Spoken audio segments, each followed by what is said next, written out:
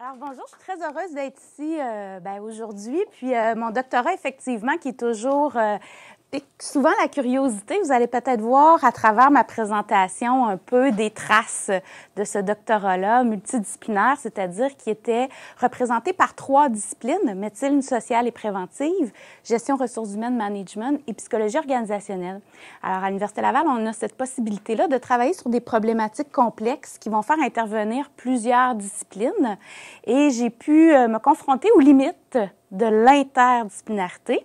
Et c'est pour ça que la santé organisationnelle, c'est un concept clairement pas nouveau, mais qui m'interpelle énormément parce que ça touche une complexité d'enjeux dans les organisations, mais aussi dans la santé publique. Alors aujourd'hui, sans prétention, j'aimerais qu'on ait une conversation autour de ce construit-là de la santé organisationnelle. J'ai déjà amorcé cette réflexion-là avec Alain, avec une autre équipe de recherche où on a été subventionné pour vraiment développer un cadre intégrateur de ce fameux concept-là. Alors, c'est vraiment un domaine où ça foisonne présentement, la santé organisationnelle, et c'est un mot qu'on entend de plus en plus. Alors, ce que je vous propose, c'est qu'on va faire un parcours, parce que je pense que pour la plupart d'entre vous, vous connaissez quand même assez bien, un parcours des transformations du monde du travail et des effets que ça a sur la santé des travailleurs, pour regarder plus précisément les enjeux sur la santé des travailleurs, mais aussi dans les organisations, parce que moi, je suis dans une école de gestion, alors je suis en gestion des ressources humaines. Je dois toujours composer avec les impératifs de santé des travailleurs, qui est mon premier domaine, mais également de performance et d'efficience des organisations. Comment on peut composer avec ces enjeux-là qui peuvent être parfois contradictoires? Quels sont présentement les enjeux en santé organisationnelle dans le domaine de la recherche, mais aussi pour les organisations? Et quelques pistes de recherche prometteuses et évidemment des questions sur lesquelles on pourra échanger à la fin de la présentation. Alors, c'est pas parce qu'on est chercheur qu'il faut être sérieux. Je vous ai mis quelques caricatures pour qu'on rie un peu de nous-mêmes. C'est un caricaturiste français qui a fait ça pendant une de mes conférences. Alors, vous allez voir, c'est un Français de France. Il y a des mots en anglais partout. Je travaille 60 heures par semaine à la maison. Donc, on voit la personne qui court et qui essaie de s'occuper des enfants en même temps que l'ordinateur est ouvert. Bien, c'est une nouvelle réalité, effectivement. Hein. On va avoir le télétravail. On va voir qu'il y a moins de perméabilité entre la sphère de la vie personnelle et de la vie de travail. De plus en plus, tout ça va être interchangeable. Alors, c'est une des transformations qu'on observe présentement et qui pose des limites en matière de prévention en santé psychologique et d'efficacité également. Alors, évidemment, plusieurs changements qui sont au cœur de la santé organisationnelle, beaucoup de changements économiques avec lesquels on doit composer. Par exemple, l'évolution démographique. Présentement, on doit travailler avec une main-d'œuvre qui est vieillissante. On parle de repousser l'âge de la retraite. L'enjeu de la santé devient de plus en plus important. Comment on va pouvoir maintenir nos travailleurs plus longtemps en santé de manière efficace? Alors, c'est ça, là, présentement, nos travailleurs de 20-30 ans sont ceux qui vont prédire notre performance là, dans une quarantaine d'années. Qu'est-ce qu'on va faire avec eux? On parle aussi d'immigration de plus en plus importante qui pose des nouveaux enjeux ou des anciens risques qu'on pensait contrôler qui reviennent et aussi une pénurie de main-d'œuvre dans certains milieux extrêmement spécialisés et de pointe. Ce matin, je voyais dans les journaux, là, on a un problème de recrutement dans l'agriculture. Donc, plusieurs secteurs présentement vivent une pénurie de main-d'œuvre et ça devient en fait une mesure d'attraction, la santé au travail. Prenons pour exemple Entreprises en santé. On s'est rendu compte que, bon, l'effet sur la santé n'est pas toujours présent, mais par contre, c'est un facteur d'attraction des employés. Des crises économiques se perpétuent, une pression des marchés qui amène les organisations à toujours revoir l'organisation du travail, à tenter d'améliorer les processus constamment. Le lean management est un exemple où c'est très à la mode dans les organisations présentement, mais sans nécessairement prendre le temps de préparer ce changement-là et d'évaluer les effets que ça va avoir sur la santé des travailleurs. On voit aussi des changements dans le travail, j'en parlais tantôt comme illustration, perméabilité des frontières, temps de travail, vie personnelle. Les fameux cellulaires que vous avez tous fermés avant la conférence, c'est un bon exemple, on est constamment branchés. Puis c'est efficace en fait parce que, bon, moi je suis à l'extérieur, quand je me suis envenue tout à l'heure, je pouvais régler un paquet de problèmes qui émergeaient au bureau, je m'en préoccupe plus, c'est réglé, j'ai envoyé quelques courriels, on n'en parle plus, donc je suis beaucoup plus efficace. Par contre, l'utilisation des nouvelles technologies devient cause d'autres problèmes. On parle présentement d'un grand enjeu, c'est l'addiction aux nouvelles technologies chez les travailleurs. incapables de se débrancher, des travailleurs qui se réveillent la nuit pour regarder leur cellulaire, prendre leur message, particulièrement les professionnels de haut niveau et les cadres. Donc, vous voyez, ce qui devait faciliter notre travail devient un enjeu de santé pour les travailleurs. On voit aussi une modification des conditions de travail. Vous le savez, le fameux 9 à 5, on le voit de moins en moins. On voit de plus en plus le cumul de plusieurs emplois, donc une précarité aussi d'emploi, mais un travail qui va se produire la fin de semaine, le soir, mais je peux quand même aller chez le dentiste avec les enfants le matin. Donc, j'ai une certaine flexibilité, mais mon temps de loisir n'est plus réservé comme ça l'était auparavant. Et on voit des nouveaux risques apparaître et de la complexité. On parle beaucoup de comorbidité. On le voit de plus en plus, ça, des travailleurs qui vont avoir à la fois des troubles musculo-squelettiques et une dépression. Bon, d'habitude, ils partent sous la cause du trouble musculo-squelettique parce que c'est moins stigmatisant. Mais ça, on le voit de plus en plus. Dépression, maladies cardiovasculaires, etc. Donc, une très grande complexité dans ce qu'on a à traiter dans les milieux de travail. Donc, on parle plus juste de se couper un doigt, là. C'est rendu très complexe. Et finalement, des changements sociaux. La santé est une valeur présentement pour la société. On en parle beaucoup. Pensez juste, les marathons connaissent un engouement qu'on n'a jamais vu auparavant. Donc, les saines habitudes de vie, les campagnes contre le tabagisme ont eu un grand succès. Et maintenant, les individus sont conscients que la santé, c'est ce qui a la plus grande valeur. Alors, ils ont des attentes très élevées par rapport au travail et aux organisations de protéger leur santé, voire de contribuer à leur santé. Et moi, je vais plus loin quand je me permets de rêver. Je suis encore jeune, je peux rêver. Je me dis, est-ce que je pourrais, quand je vais avoir fini ma carrière, est-ce que je pourrais me dire que le travailleur, quand il va avoir fini sa carrière, il va être en meilleure santé que quand il a commencé? Ça, c'est mon rêve. Parce que normalement, le travail, c'est bon pour la santé. Vous êtes en meilleure santé quand vous travaillez que quand vous ne travaillez pas.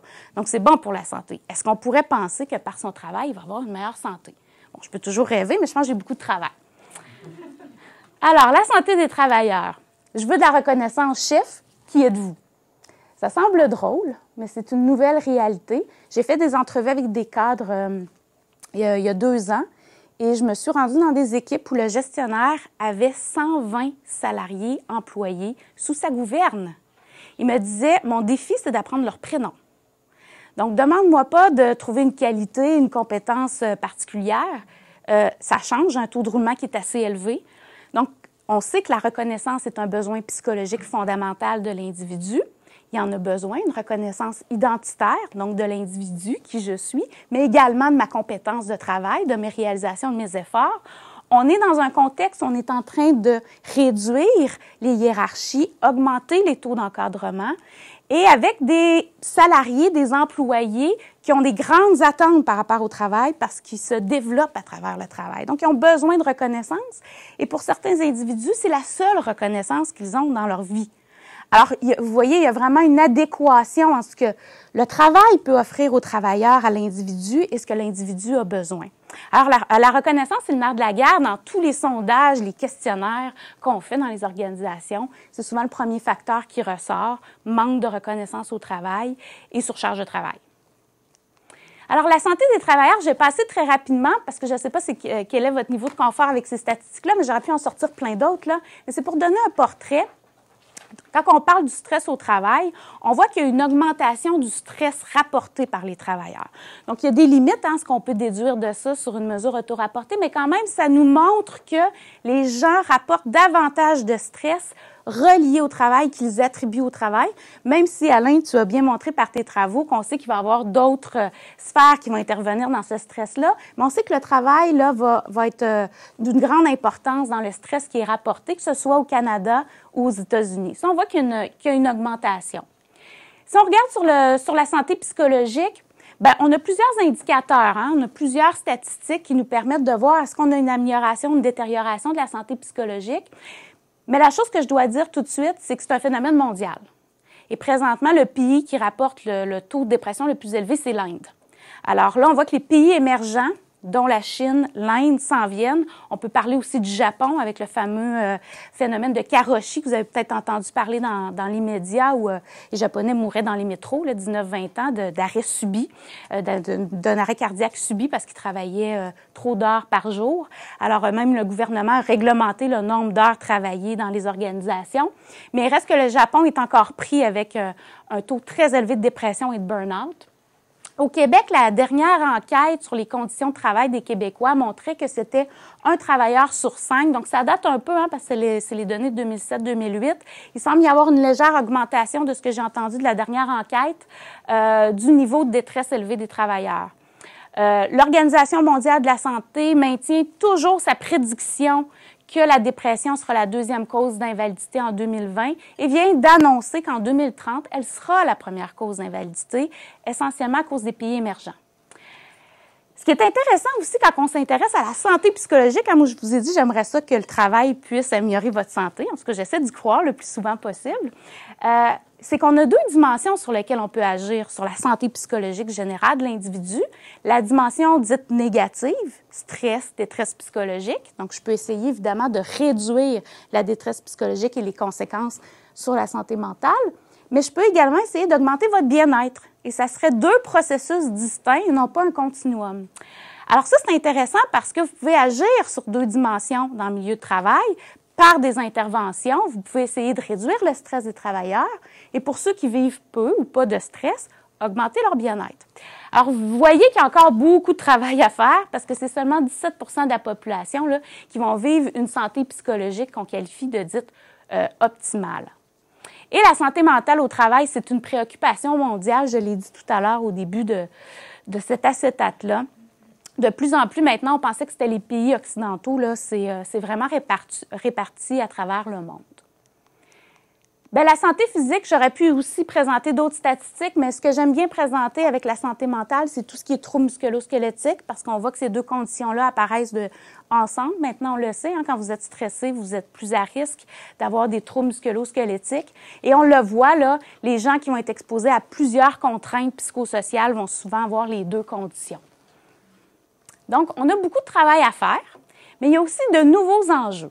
Alors ici, on a une autre caricature. Ah non, pas une vidéoconférence pendant votre accouchement. Je vous mets le contexte.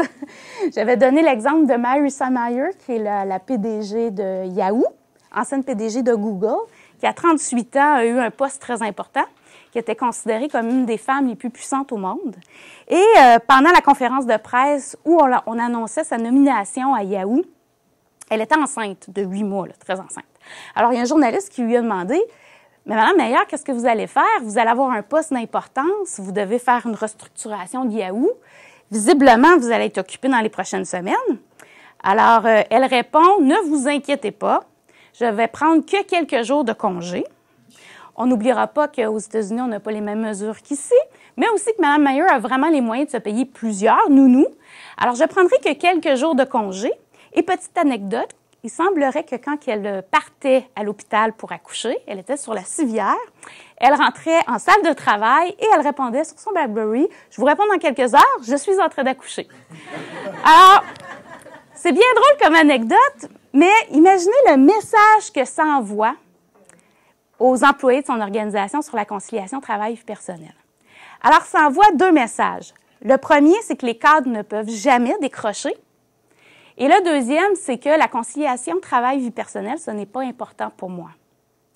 Et on sait très bien qu'en gestion, nous, ce qu'on enseigne beaucoup, quand j'enseigne au MBA, je parle d'exemplarité comportementale. Allez pas dire à vos employés, c'est important que vous soyez équilibrés dans votre vie, alors que vous arrivez toujours la broue dans le toupette, vous prenez pas le temps de manger, vous êtes cerné jusqu'ici, puis vous envoyez des courriels à 2 heures de la nuit, ils vous croiront pas. Alors, l'exemplarité comportementale, c'est très important dans les organisations. Mais les cadres nous interpellent particulièrement parce que je dirais que dans les années 90, même début 2000, les cadres semblaient protégés des problèmes de santé mentale. Parce qu'avec le fameux modèle de Karasek, demande-contrôle, là, ils avaient, oui, beaucoup de demandes, mais beaucoup de contrôle. C'est de moins en moins vrai. On voit les conditions des cadres s'effriter de plus en plus. Et même, je dirais que les organisations vont composer avec la tâche extensible du cadre. C'est-à-dire que tout ce qui ne rentre pas pour les salariés, c'est le cadre qui va le faire dans les multiples restructurations qu'on est en train de vivre. Alors, ce qu'on est en train de voir, c'est des cadres qui vont même faire des tâches de leurs employés, de leurs salariés, parce qu'ils veulent protéger leurs propres employés. Donc, on augmente les taux d'encadrement, le nombre d'heures travaillées. Beaucoup de cadres sont des anciens médecins, anciennes infirmières, anciens ingénieurs qui étaient performants dans leur travail, mais pas formés à la gestion des ressources humaines. Alors là, ils se retrouvent à devoir gérer des conflits de personnalité, du harcèlement, des tâches pas réparties de manière équitable. Alors ça, c'est un nouvel enjeu présentement. Les cadres rapportent des niveaux de stress élevés. D'ailleurs, ça va être les prochaines années, je vais beaucoup les consacrer à la santé des cadres. J'ai déjà des projets à cet égard-là parce qu'ils sont particulièrement fragiles et peu protégés par les conditions de travail qu'on leur offre. Ils rapportent également beaucoup de symptômes dépressifs et ils seraient davantage touchés par l'épuisement professionnel. Ce qui est difficile avec les cadres, c'est que lorsque ça se détériore vraiment, c'est qu'ils ne vont pas en invalidité, ils quittent. Alors, on va avoir un indice lorsque le taux de roulement de l'encadrement va être très élevé dans une organisation. On sait que là, la pression sur les cadres est très, très, très élevée. Mais on ne le capte pas quand on mesure le stress ou la détresse, les indicateurs plus traditionnels, parce que plusieurs cadres auraient aussi des symptômes davantage physiques ou comportementaux au stress. D'ailleurs, ça, c'est les nouveaux papiers qu'on a vus dernièrement. Il y a plusieurs hypothèses pour expliquer ça. Peut-être une meilleure, je dirais, moins de fragilité sur le plan psychologique. Le fait que ce soit rendu si loin dans leur carrière veut dire qu'effectivement, ils sont moins sensibles à l'épuisement pour certains. Mais ce qu'on observe, par contre, c'est beaucoup de troubles psychosomatiques et de consommation abusive d'alcool. On parlait tantôt de comportement d'addiction aux technologies. On le voit beaucoup chez les cadres. Donc, ils rapportent un peu moins de détresse psychologique, mais ça se gâche sur la santé physique. Donc, quand on parle de consommation abusive d'alcool, c'est 5 consommations et plus dans une même occasion. Et on s'est rendu compte que chez les cadres femmes, dans la trentaine, c'était très élevé. Évidemment, parce que pour les femmes cadres dans la trentaine, ils ont souvent la conciliation travail-vie personnelle. Le niveau de stress est très élevé. Ils rapportent aussi davantage de stress perçu. Qu'est-ce qu'on doit retenir de ça? Bien, ça veut dire que quand on s'intéresse à la santé psychologique, il va falloir avoir davantage une approche de santé globale dans les organisations, ce qui peut être compliqué avec les histoires de confidentialité, etc. Mais si on veut vraiment s'intéresser à la santé du travailleur sur le long terme, et ça inclut sa santé psychologique et mentale, il faut le prendre dans sa globalité. Et chez les cadres, ils seraient plus sensibles sur les symptômes physiques.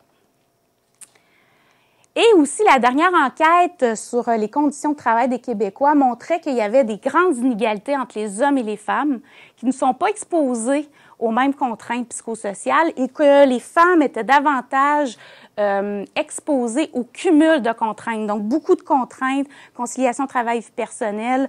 Bref, toutes les contraintes psychosociales, elles les ont, à l'exception à peu près du soutien social où elles en reçoivent davantage, qui au moins est un bon facteur de protection. Alors, la santé des organisations. Je peux prendre une pause pour aller faire pipi? Non, pas le temps.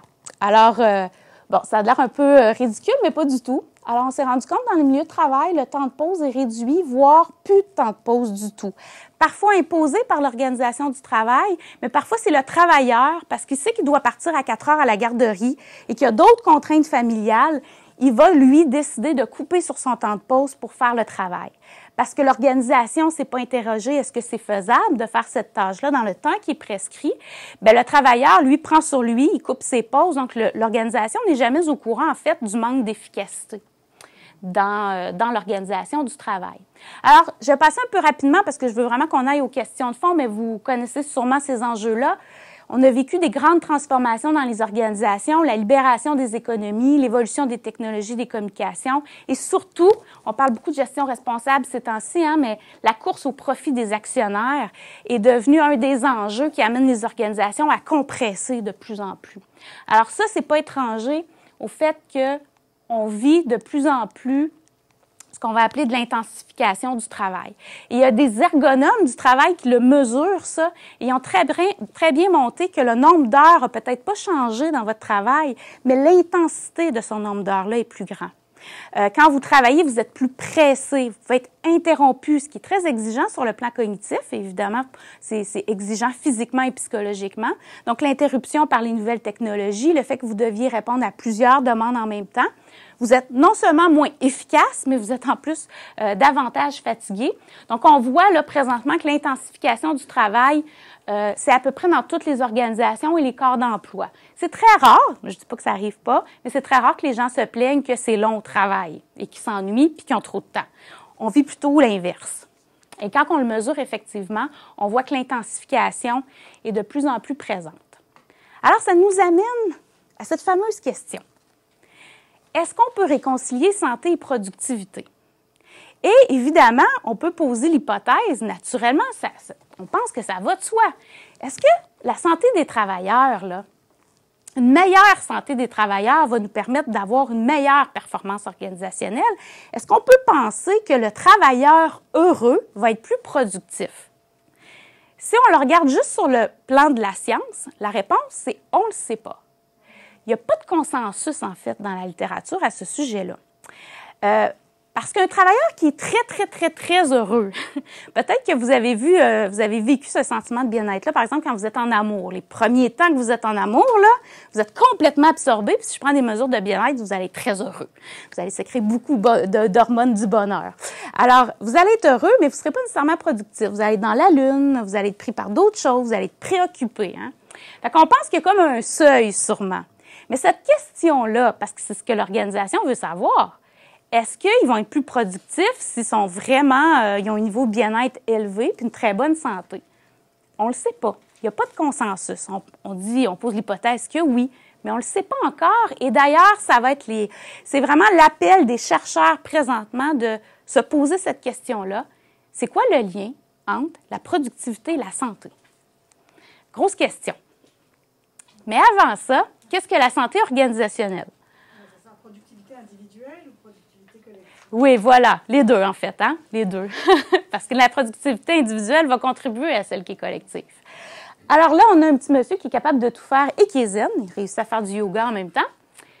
C'est quoi la santé organisationnelle? Alors, nous, on avait fait une espèce de défi d'experts avec une revue de littérature sur un concept qui est assez, qui n'est pas nouveau, comme je vous disais, mais quand on évoque santé organisationnelle et qu'on fait un simple exercice, et ça, je l'ai fait avec mes étudiants, me dire à quoi vous pensez quand vous pensez à santé organisationnelle.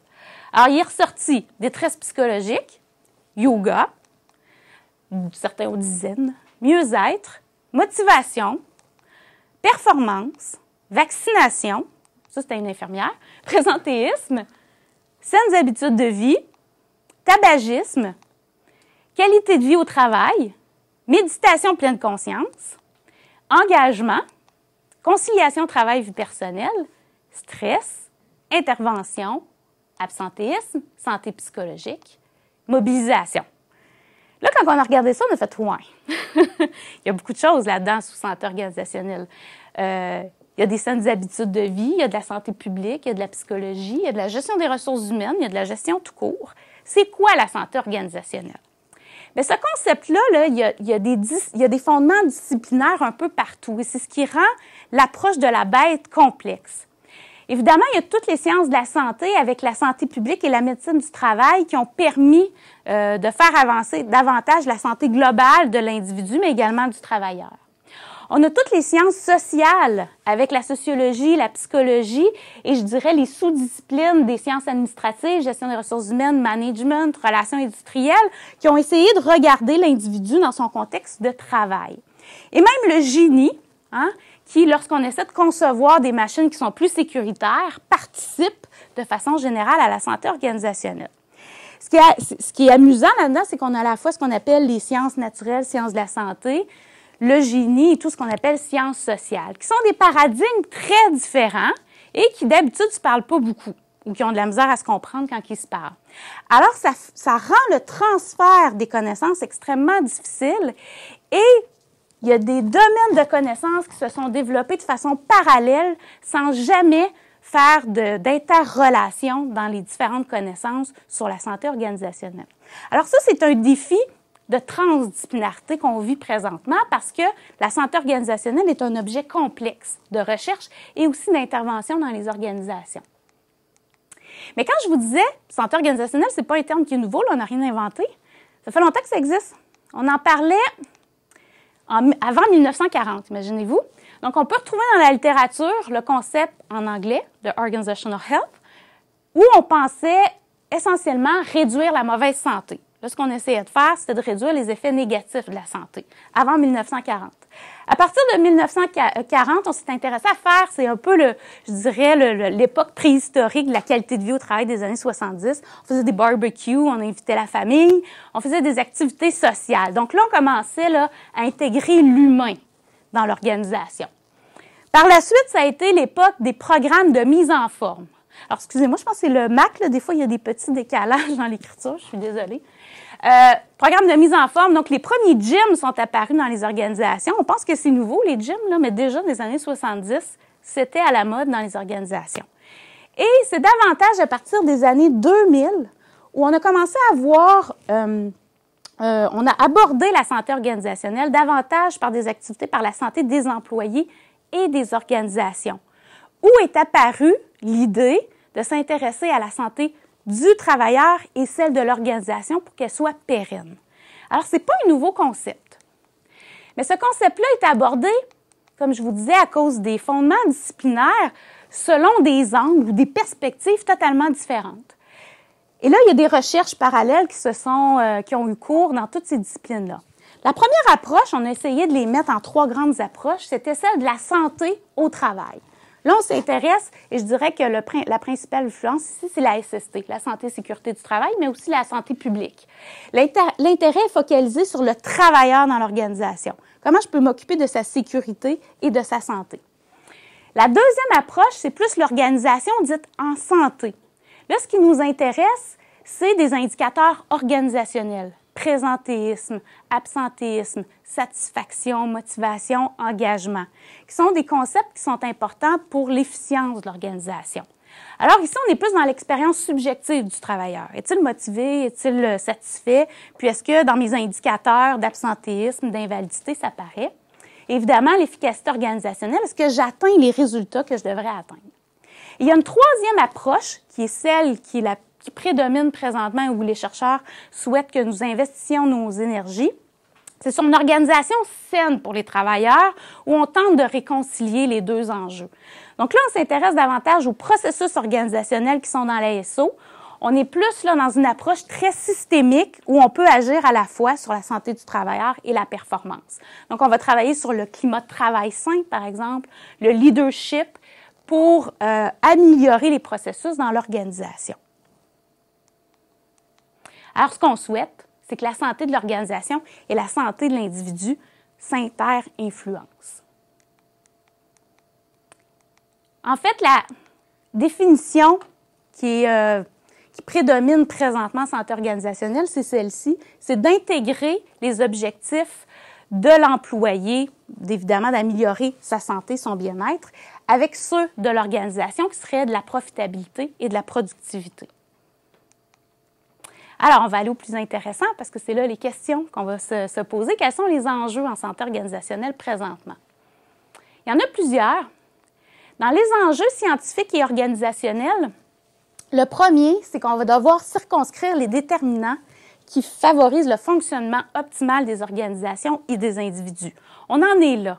Est-ce qu'il y a des déterminants qui me permettent d'agir à la fois sur la santé du travailleur, mais également sur sa productivité et celle de l'organisation? On pense que oui, on pose certaines hypothèses, on commence à avoir des recherches, mais rien n'est intégré. Deuxième enjeu, adopter une approche intégrée en santé et performance. Et ça, c'est un enjeu complexe sur le plan de la science à cause de l'interdisciplinarité, mais aussi dans les organisations. Dans les organisations, la santé des travailleurs puis la performance en gestion, c'est deux mondes qui ne se parlent pas. Même, j'ai goût de dire qu'ils ne souhaitent pas se parler parfois parce que la santé au travail, ça coûte cher, ça va ralentir mes processus. Alors, ça, présentement, c'est vraiment, je dirais, l'enjeu le plus grand dans la science de pouvoir réconcilier ça.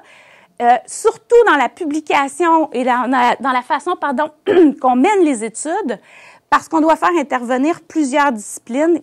La complexité est très grande, surtout dans la mesure. Troisième enjeu, j'ai un petit chat dans la gorge.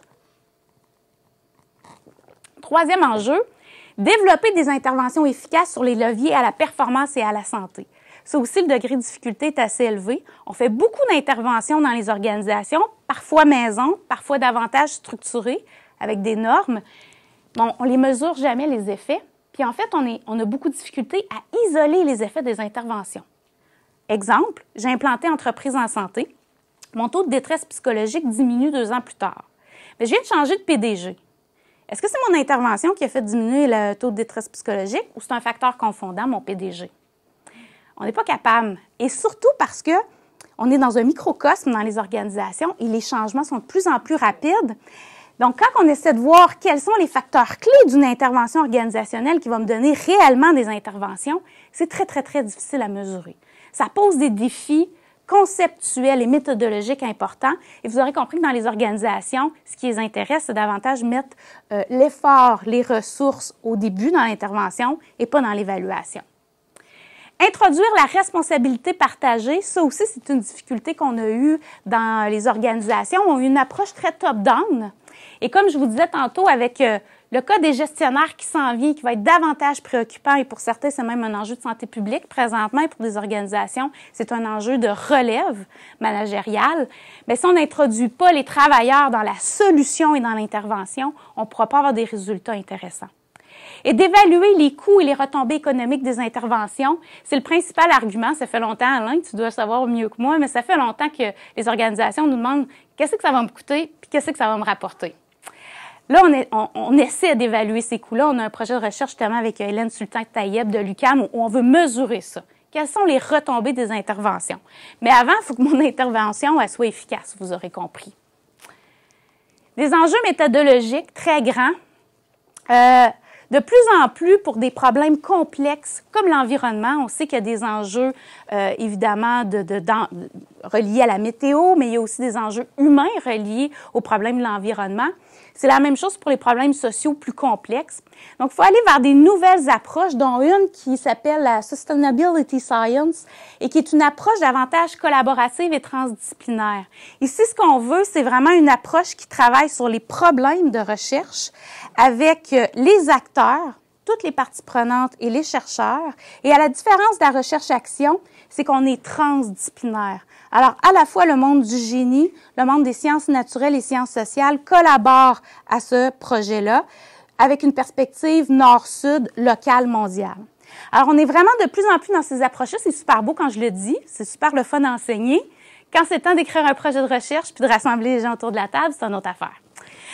Adopter des méthodes mixtes, de plus en plus, parce qu'on a tendance, avec nos paradigmes, à aller vers des protocoles de recherche avec des modèles statistiques de plus en plus complexes. On est capable de déterminer certains effets, mais on n'est pas capable de dire pourquoi.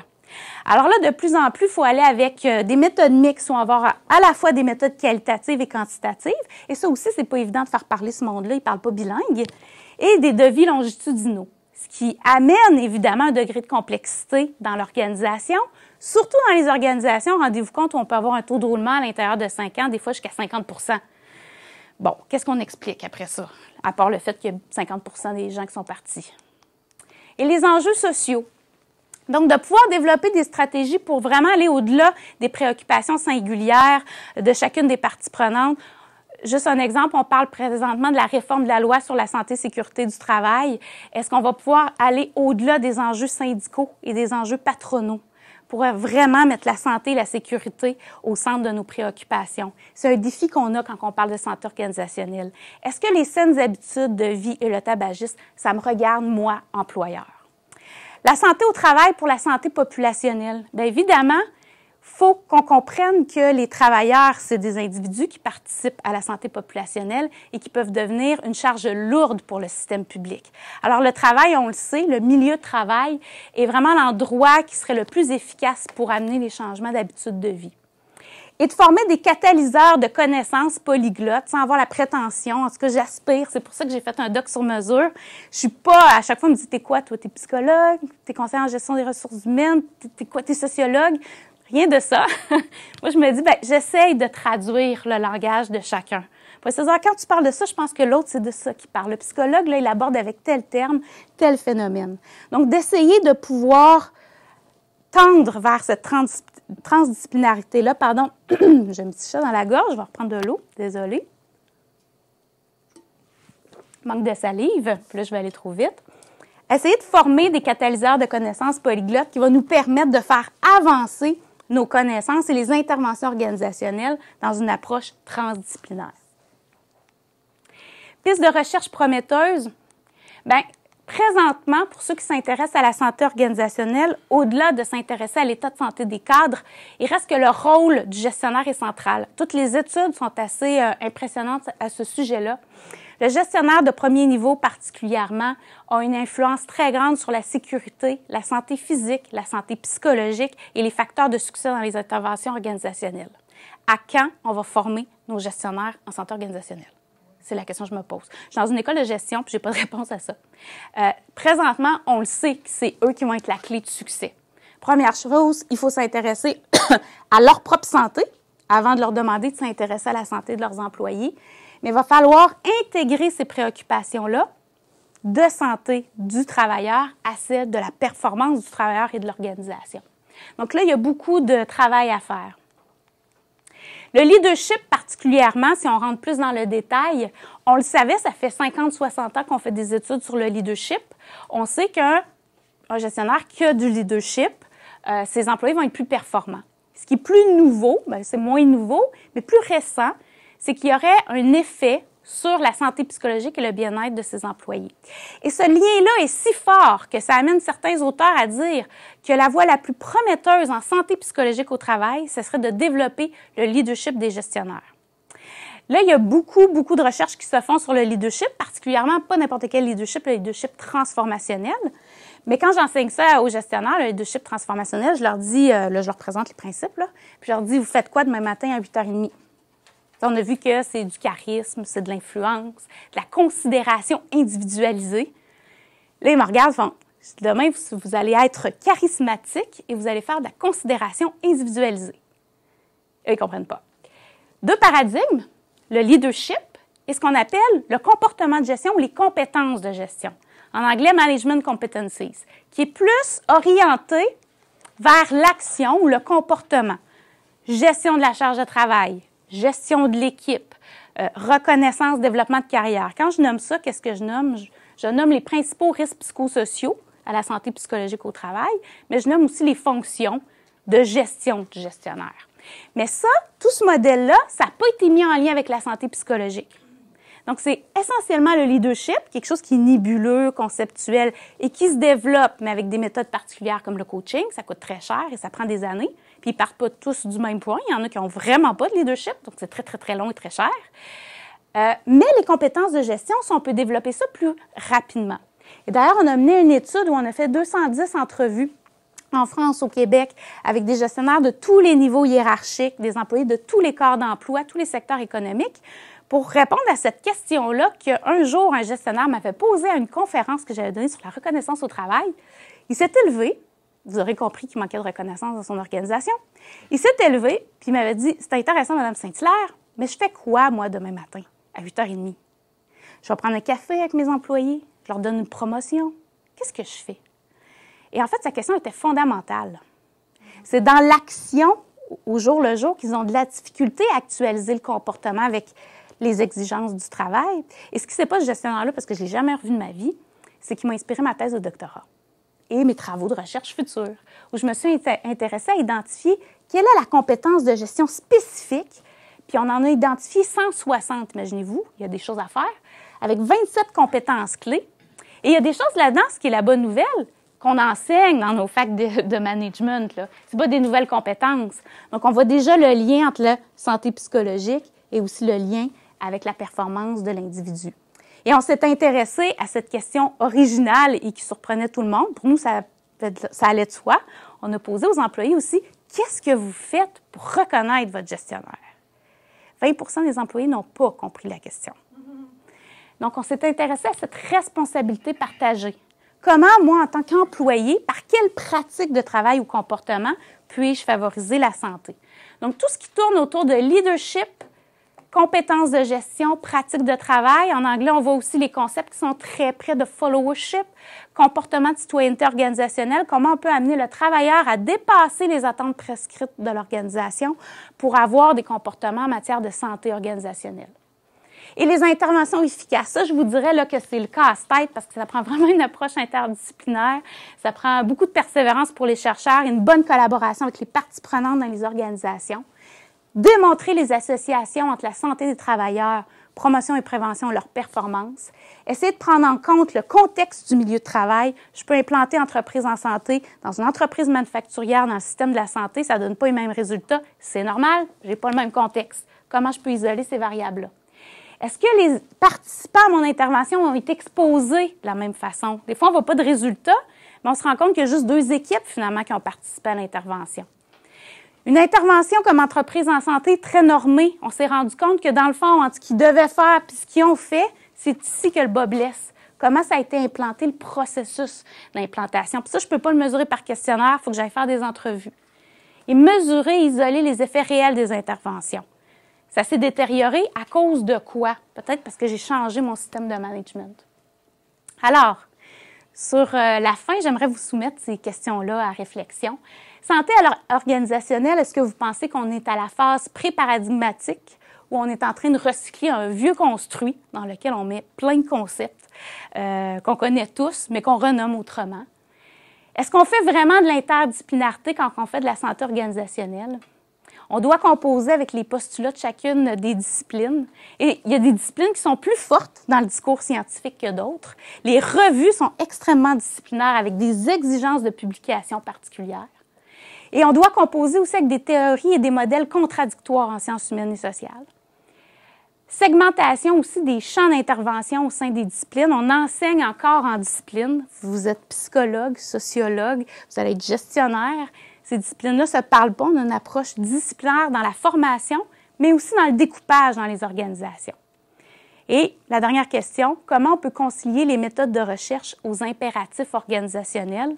Je vous ai dit que ça prenait des protocoles novateurs, mais dans le contexte où les organisations sont de plus en plus en mouvance, comment on peut intégrer ça dans nos protocoles de recherche qui sont de plus en plus exigeants? Et mot de la fin, souvenez-vous toujours qu'on peut souffrir avec bonheur au travail. C'est les 2 dimensions de la santé psychologique. Merci beaucoup.